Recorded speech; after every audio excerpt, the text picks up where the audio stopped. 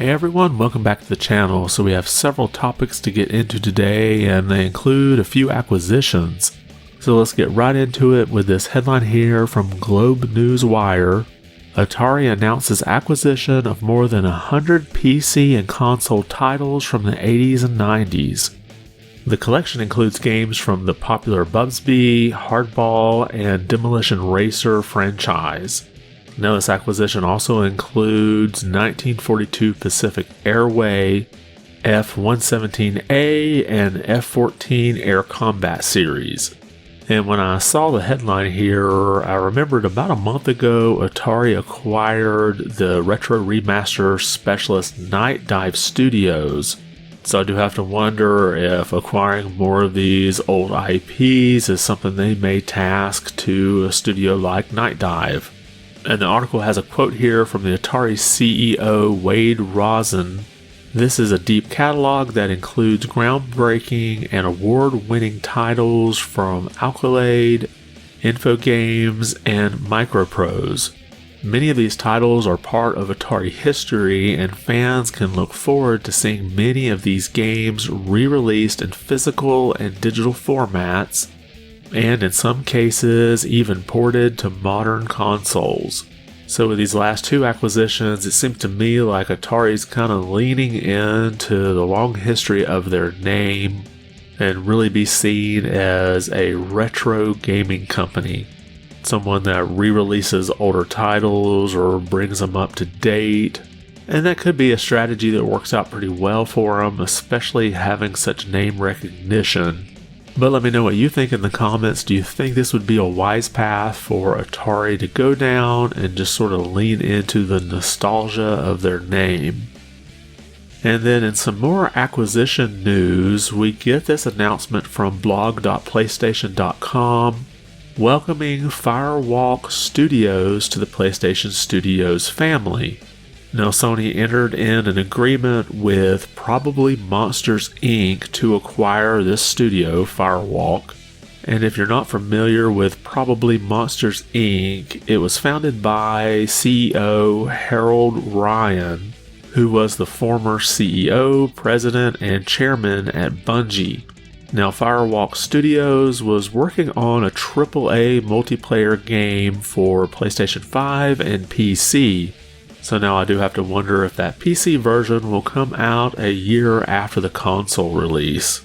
And this would be the first AAA title coming out of this studio, so I'm guessing Sony liked what they saw behind closed doors and just decided to go ahead and buy the studio.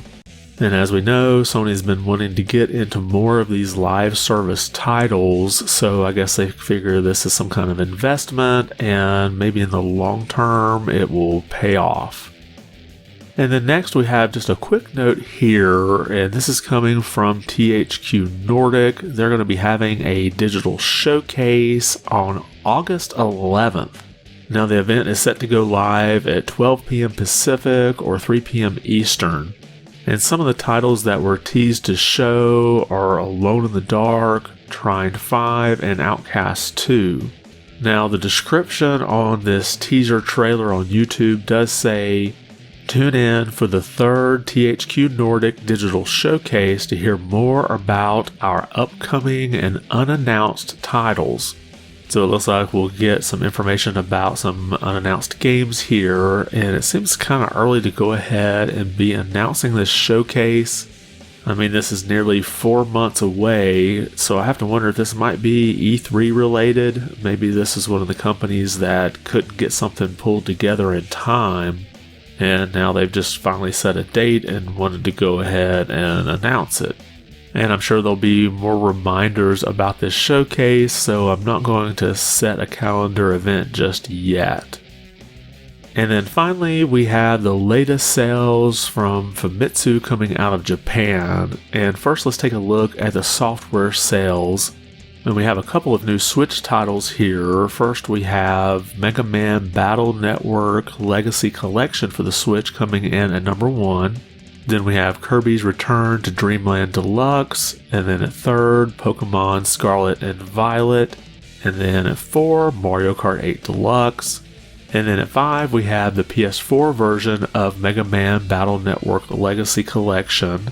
And then at 6, we have Minecraft, followed by Resident Evil 4 for the PS4. And then Splatoon 3 at number 8. And then number 9 is Nintendo Switch Sports. And then another new entry here, we have Dokapon Kingdom Connect. And I think most of you know about Mega Man, but this other new entry here, Dokapon Kingdom Connect, is eventually coming to the US, and this is a re-release of a Nintendo Wii title.